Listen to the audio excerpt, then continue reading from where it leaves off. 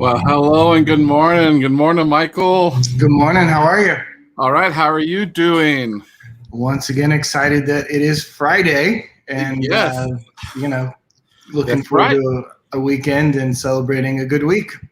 Yes, it's been a great week. And I don't know about you, but I'm ready for some sunshine. We've had rain. But, welcome everyone to Experience Friday Live. This is a weekly show where we humanize the complex world of the experience ecosystem. And together, by connecting with you and bold thinking experts who aren't afraid to challenge the status quo. Just explain a little bit about what an experience ecosystem is.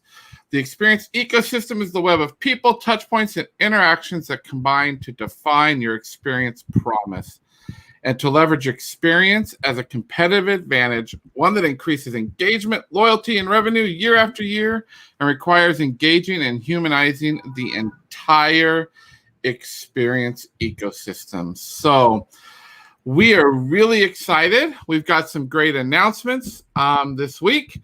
Our next podcast, this week, if you didn't listen to episode 45 with Blake Morgan, go back and listen to that. Yeah. A great podcast with Blake. Next week on Wednesday, episode 46, August 25th, Exploring Emerging Technologies with Lou Carbone, Greg Allen Ahrens, and Christoph Burkhart. It is our first episode, Michael, where we've done 3 people in one episode, 3 10 to 15-minute segments. So make sure to go download that. And then next week, you do not want to miss either Hannah Williams, Making Gen Z Talent Your Competitive Advantage. Hannah is a dear friend, and she is going to share with us around how, when it comes to talent acquisition within a company, to attract Gen Z. So make sure to watch that episode. We are live now on Facebook, on LinkedIn, on Twitter, and on YouTube this week. So go to any of those channels. Go to the Mofi channel on YouTube. It will be there after this show as well. Well, I think that's everything, Michael.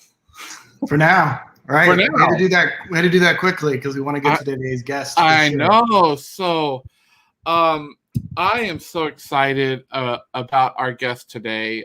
She's very true to our heart, Michael. And our guest, I call her Kat because I try to not pronounce her last name because I butcher it all the time. But she's the director of patient experience at Cure for the Kids Foundation in Las Vegas, Nevada. Kat is a certified patient experience professional who also has a bachelor's of science in healthcare management and an MBA with an emphasis in healthcare administration. So we're going to bring Kat up to the stage with us. There she is. Hey, Kat. Hi, friends. How are you doing? I'm doing okay. Yes, and day already. It's been a rough day, and we've always told people, Michael and I, when we started Experience Friday Live, that we want the good, bad, and sometimes the ugly or the hard parts of what it is to be in patient experience. And so I don't want to brush over at all what you have gone through already this morning, Kat. And so, I want you to share what you want to share because I think people need to understand the world of patient experience and particularly what you guys do and what's near and dear to mine and Michael's heart at Cure for the Kids. Definitely. So thank you for the lovely introduction. So here at Cure for the Kids Foundation, like you said, we are Nevada's only pediatric cancer center. So yes, we do see a lot of patients. When it comes to patient experience, right, we want to make sure that every family that comes to our door, every patient has a positive experience, regardless of the outcome. So before the show, we were speaking about a patient, his name is James. We've seen for about 6 years, and unfortunately, he lost his battle this morning. So he did gain his wings, and it's definitely hard, right, to get to know these families, get to know the siblings, get to know the patient. go above and beyond for these kiddos to make sure that they have a positive experience. And then, at the end of the day, we still lose them. But I think what stays in my heart is that we did our very best. And up until the last day that I saw him last week, he was smiling. So that's what keeps me going, definitely.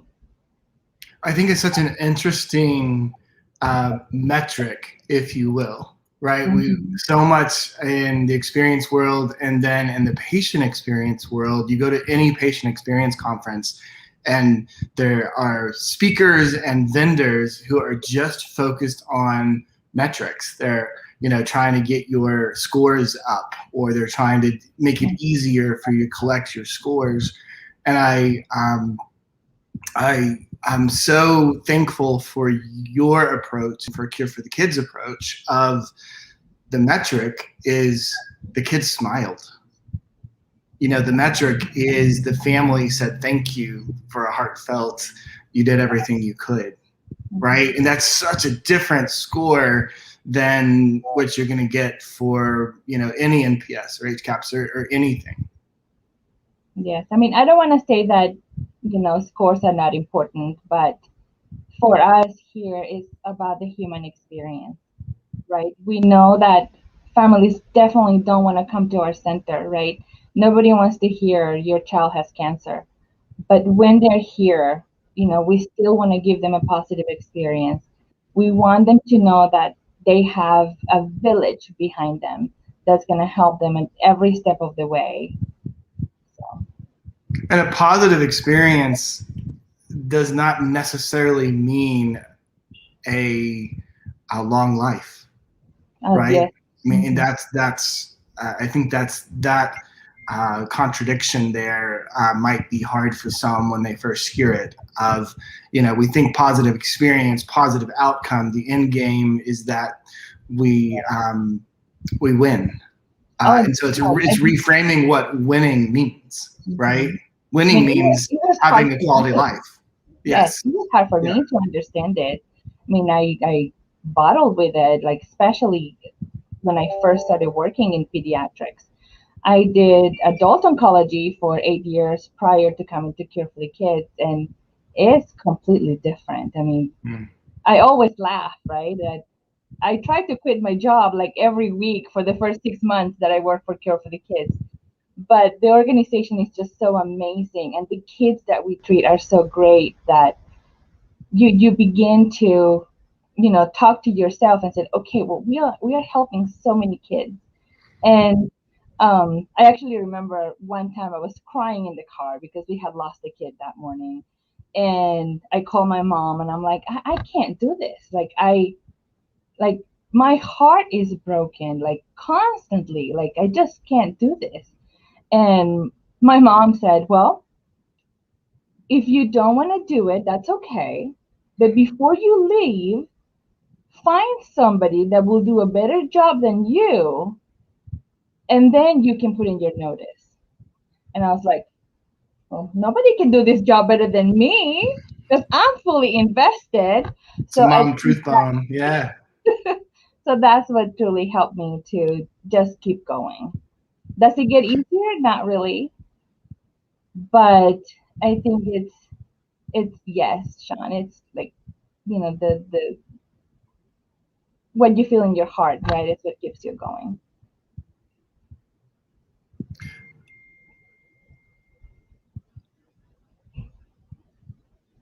I think Shawn is muted. Yeah. There we go. See, I was talking. That's what's great about a live show. Um, I think, Kat, I want to make sure that we honor what you and the staff are going to actually have to do today, because what people need to understand as well is you lost a young boy today, but you have 80 other patients on the docket to see today that everyone still has to go meet and greet and do everything and serve in the ways that you do. And we know your chief medical officer who was taking care of this young man is going to have to go see other patients today. It's not like you guys can stop. right? And I think people need to truly understand that and allow for that space, right, for grief. And we were talking about that some even a bit ago. So as the director of patient experience for Cure for the Kids, though, Kat, what is the biggest challenge you face? And we could be talking about it right now, and how are you and your team, because you have a massive team, almost 40 people, navigating through this challenge? Definitely, yeah, and that's just our patient experience team is about 40 people. So yeah, Yep. it's definitely hard. I think right now one of my biggest challenges is communication. Not just communication with our patients, not just communication with our brand new patients that are being diagnosed that don't know what they're doing, don't know where they're going. They don't know the journey they're about to embark. Communication with families that don't speak our language. I think that is a huge, huge challenge. And communication with staff. I mean, I think we are still struggling. I think right now we have a very good team, but we still see those that are like highly disengaged. And it's just very hard for me to like bring them into the team and trying to explain like why is it so important that what we do and why we do what we do, and some people just don't get it. So I think it's I'm definitely struggling with talent. So let's dive into that, because we actually have a quote that we wanted to even talk about today that leads into this, not knowing that you were going to say that was your biggest challenge. So Michael was reading your mind before you even knew, Kat, Like he always does. what you were going to say. So there's this quote that says, communication is the overarching success factor in improving the health system patient experience. What do you say to that, Kat? Oh my gosh, I mean that's definitely hitting the nail in its head. Uh, yes, I mean it's so important. I think communication is definitely what brings success to healthcare, and I don't know why we keep struggling with it. It's yeah, it's definitely a big challenge, and I think not just in what we do in oncology, but I think it's a big problem everywhere. And you started to unpack it in terms of it's not just patient communication or family communication, it's team communication, it's yes and for all of that, right? So what about, if you had to pick a starting place, where would that starting place be? And we talk a lot about falling in love with the right problem. What is your sense for what the root problem is when it comes to communication? And that's a big question, so you might need to talk around it a little bit. It's a big question. I think we all need to get in the same page. I mean, it just sounds so easy, but it's just we all have our priorities, and I think we are so myopic when it comes to those priorities that we are definitely like not communicating with each other. So I think getting in the same page and just following the same mission, especially when it comes to like the internal communication issues. And that's not a problem that is just focused on Cure for the Kids. I mean, Shawn and I have been to Cure for the Kids many times. You would not walk in, and this is not an indictment of Cure for the Kids. Communication. No. There's a lot of great communication. Y'all do a fantastic job of communicating with families. What you're saying is next level stuff. You're saying, your bottom bar is pretty high. What you're saying is to take it up to the next level, just so the audience is clear. We're talking next level stuff at this point. So we're not talking about, basic communication skills. We're talking about what it means to really double down on communication in the midst of the stuff that you just talked about with grief and pain and struggling with outcomes. And if each person is unique in their experience of each moment, then how do you continue to align them under such dire circumstances sometimes? Yeah, or challenging at least. I mean, just this week, I mean, we had a new diagnosis, and the family didn't know why they were here. So it's like, how do we fix this problem, right? Of communicating with these families, not just blindly sending them to the cancer center, but explaining the reason why they're here. At least give them an idea, right? If you are not sure and you are sending them to us for diagnostics. But it's just that surprise look of like, what? Like, I don't know why I'm here. And, we look at the paper, it's like, well, it's fairly clear that your child has cancer. Wow. But it's, how do we build that bridge, right? And it's completely out of our control. But I think to help the patient experience, the employee experience, right? Because we are also, on the other hand, like, we're going to have to break this news to this family, right? And our physicians, I mean, they're like, okay, it's all on us, and we're going to have to surprise these parents with the worst news of their lives. Well, and I know, Kat, one of the things we've been, passionate about with you guys, and we talk about this a lot, Michael, tearing down those silos, and you guys have done a really brilliant job at doing that, but it's still, you have to work on it, right? And I don't think people understand that when we at Mofi and Michael and I talk about this experience ecosystem, that it really is a core that is tearing those silos down, getting people marching to the same North Star, or as we call it, the experience promise, right? So that everyone knows. And you guys have done a ton of that work, but you still have to work at it every day. I know when you get off this show, you're going to go have to have some really difficult conversations. That's about communication from that employee associate standpoint, before it affects the patients for the day. So, well, I have another question, because this is, this whole space and healthcare workers. I know what you've been dealing with. What trends in patient experience do you see being most important for 2022 in your mind, going forward? Well, I think especially with, what happened this morning, right, with that patient, James, I think the tough it out culture, right, I think that's definitely gone. And even within our organization, we've been talking about, how are we going to deal with grief and loss going forward? Because I think it's costing us to lose good talent, right? Because they were unprepared to join, this organization. And I mean, even myself, when I was talking about the first 6 months, right, of me working for Cure for the Kids, I tried to leave every week, right?